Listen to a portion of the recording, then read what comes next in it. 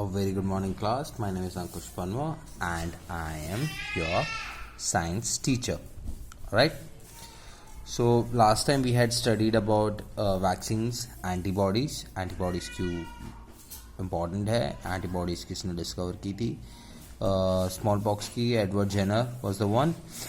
और फिर उसके बाद हम लोग ने increasing soil fertility and how nitrogen is fix by cyanobacterias, okay, such as brewing and algae. वो लोग कैसे ये सब फिक्स करते हैं, इन सब के बारे में हमने पढ़ाई की थी. Today what we are going to learn is a very important topic जिसको हम लोग बोलेंगे क्लीनिंग द एनवायरनमेंट. ये टॉपिक इतना इंपॉर्टेंट क्यों है, इसमें हम लोग समझेंगे कि ऑर्गेनिक क्या होता है, इनऑर्गेनिक क्या होता है, डिकम्पोजिशन क्या होता है, और क्यों हमें प्लास्टिक और ये चीज़ें नेसेसरी नहीं है. आपने काफ़ी देखा है, राइट, हमारी जो गवर्नमेंट है, जो गवर्नेंस है, वो प्लास्टिक के ऊपर काफ़ी जोर देती है. Plastic should be ban, it should not be manufactured. Maharashtra में तो अगर आप देखेंगे तो प्लास्टिक्स की जो पॉलीथीन्स हैं वो कम्प्लीटली बैन है. अगर कोई दुकान वो प्लास्टिक के पॉलीथीन्स पे रखता है तो उनको 5,000 रुपीज़ तक का फाइन है. राइट,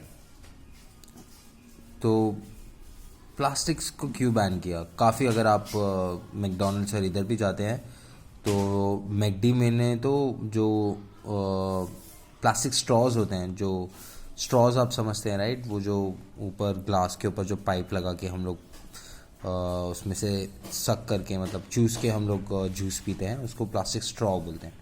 तो प्लास्टिक स्ट्रॉ भी बैन कर दिए हैं. मैकडोनल्ड्स ने उसकी जगह पेपर के स्ट्रॉज बनाए हैं, वो सब यूज़ कर रहे हैं. तो प्लास्टिक बेसिकली काफ़ी चीज़ें और काफ़ी गवर्नमेंट अवॉइड कर रहे हैं. कोई ऐसा गेस कर सकता है कि प्लास्टिक क्यों अवॉइड कर रहे हैं? प्लास्टिक इसलिए अवॉइड हो रहा है क्योंकि वो डिकम्पोज नहीं हो सकता. वो सॉइल के अंदर रहता है, वो हमारी मिट्टी को ख़राब करता है, और चाहे उसको कितने सदियों के लिए रख ले तो भी उसको डिकम्पोज नहीं किया जा सकता. और वो एक वेस्ट मटेरियल है जिसको सिर्फ रिसाइकिल कर सकते हैं. उसको हम लोग कम्प्लीटली डिकम्पोज नहीं कर सकते.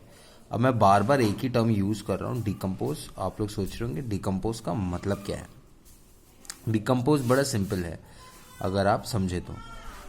माइक्रो ऑर्गेनिजम्स कोई भी चीज़ को खा के धीरे धीरे ख़त्म कर देते हैं, उसको डिकम्पोज बोलते हैं. फॉर एग्ज़ाम्पल, अगर आपने देखा होगा किसी भी जानवर की लाश अगर एक जगह पे पड़ी है, ठीक है, कोई डॉगी की लाश जैसे हाईवे पे पड़ी है, या फिर कोई छोटी बिल्ली कहीं पर मरी पड़ी है, तो आप देखेंगे उसमें थोड़े बहुत कीड़े लगने शुरू हो जाते हैं और धीरे धीरे कुछ माइक्रो ऑर्गेनिजम्स आते हैं, वो जगह से वो चीज़ पूरी गायब हो जाती है. उस प्रोसेस को हम लोग डिकम्पोजिशन कहते हैं. Alright, all the microorganisms which comes together to reduce the animals and to eat them, and the process is known as decomposition. Alright, इसी के बारे में आज हमारा पूरा टॉपिक है. हम इसके बारे में पढ़ने की कोशिश करेंगे और इसको समझने की कोशिश करेंगे. So we are going to start with cleaning the environment. भूजो and पहेली had observed the school gardener making manure. Manure हम लोग ने पहले उसमें ही पढ़ लिया था, पहले चैप्टर में, फर्टिलाइजर्स एंड मैन्योर, आपको अच्छे से याद होगा.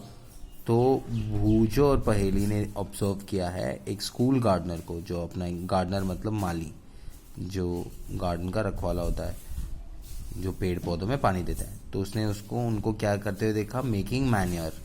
Along with their friends they collected waste of plants, vegetable, fruits from nearby houses and garden. उसने ये देखा कि अपने दोस्तों के साथ उन्होंने कलेक्ट किया क्या,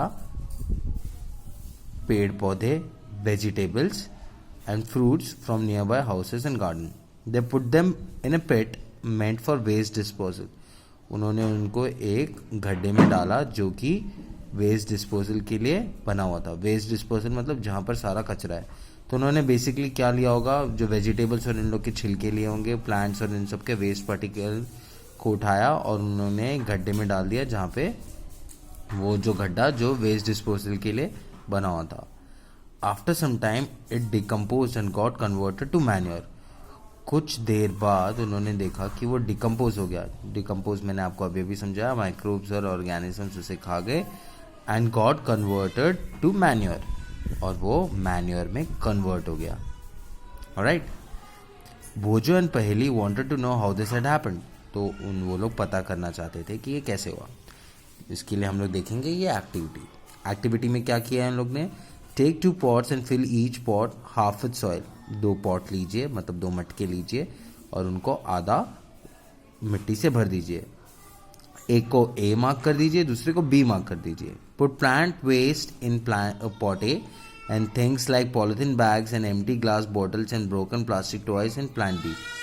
मतलब अगर आप प्लांट वेस्ट डालेंगे तो आप पॉट ए में प्लांट वेस्ट डाल दीजिए, और पॉलिथीन बैग्स और एम्प्टी ग्लास बॉटल्स और broken plastic toys plant B में डाल देंगे, और उसको हम लोग अलग से रख देंगे और ऑब्जर्व करेंगे 3 से 4 हफ्तों के लिए। ऑलराइट,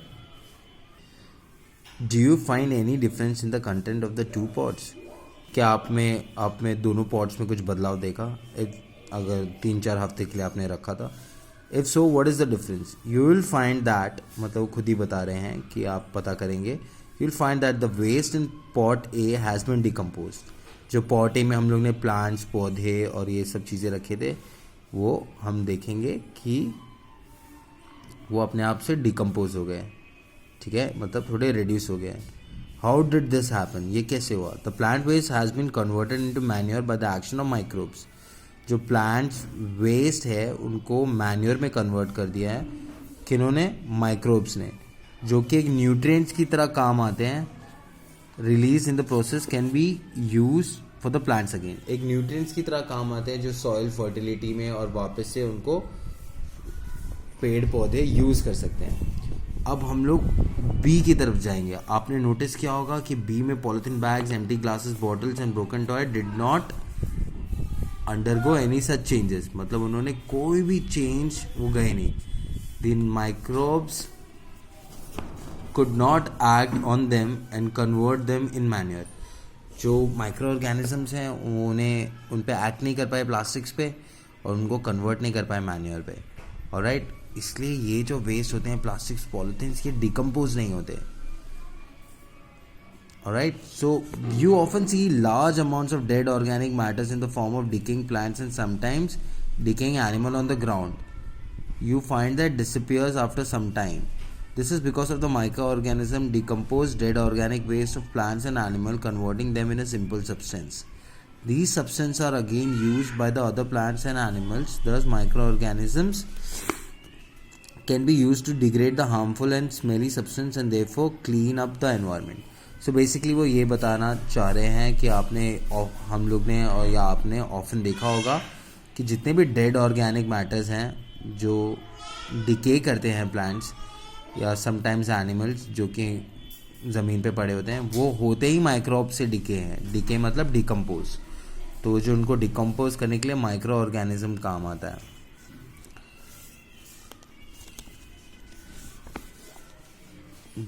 और इनको जब डिके करते हैं तो जितने भी animals converting them into simple substance, वे सब सिंपल सब्सटेंस में काम मतलब कन्वर्ट हो जाते हैं, न्यूट्रिएंट्स बन जाते हैं जो कि यूज़ कर सकता है प्लांट्स एंड एनिमल अगेन। इसलिए microorganisms is very useful to degrade the harmful and smelly substance and therefore cleaning up the environment. तो माइक्रोब्स, कुछ ऐसे माइक्रोब्स भी हैं, इसलिए वो लोग क्लीनिंग अप द एनवायरनमेंट करते हैं। आप लोग अगर कहीं पर गए हैं तो आप लोग ने देखा होगा मॉल्स पे भी या काफ़ी जगह महाराष्ट्र पे ऐसे शुरू कर दिया गया है घर घर में कि वो एक जगह पे वेट वेस्ट और ड्राई वेस्ट ऐसे लिखा हुआ होता है। ड्राई वेस्ट में ज़्यादातर लोग प्लास्टिक्स और ये सारी चीज़ें डाल देते हैं। वेट वेस्ट में ज़्यादातर वो लोग करी कुरी या कोई भी ऐसी चीज़ जो थोड़ी गीली है, वेजिटेबल्स के स्क्रैप्स, वेजिटेबल के स्क्रैप्स का मतलब वेजिटेबल के छिलके और वो सारी चीज़ें अलग से डालते हैं। वो इसलिए डालते हैं क्योंकि वेजिटेबल के छिलके और वो सारे जितने भी वेस्ट होते हैं जो डस्टबिन में रहते हैं वो डिकम्पोज हो जाते हैं माइक्रो ऑर्गेनिज्म से। और प्लास्टिक के वेट्स अगर हम लोग अलग से डालेंगे तो वो रिसाइकिल कर देती है सरकार, ताकि उसको रिसाइकिल करके वो कुछ नया वापस से बना दे वो प्लास्टिक को। राइट, इसलिए ये दो चीज़ हमेशा सेपरेट डालनी चाहिए। क्योंकि सरकार अगर एक ही डस्टबिन में से ये दोनों चीज़ें निकालेगी तो उनको बहुत मेहनत लग जाती है इतने सारे वेस्ट में से प्लास्टिक अलग अलग से चुनना। ऑलराइट, सो इसी के साथ साथ हमारा आज का टॉपिक ख़त्म होता है। नेक्स्ट टॉपिक में हम लोग देखेंगे हार्मफुल ऑर्गेनिजम्स। हम लोग ने अपने फ्रेंडली ऑर्गेनिजम्स के बारे में पढ़ा जो कि सॉइल के लिए क्लीनिंग अप द एनवायरनमेंट काम आते हैं, सॉइल फर्टिलिटी के लिए काम आते हैं। ऑलराइट, बाद में हम लोग पढ़ेंगे और जो दही वही बनाते हैं और काफ़ी पेट वेट के लिए भी अच्छे फ्रेंडली होते हैं, और बाकी में हम लोग पढ़ेंगे harmful micro organisms. Alright, with this the class is over. I hope you have learned something new today. Have a nice and lovely day. Bye bye.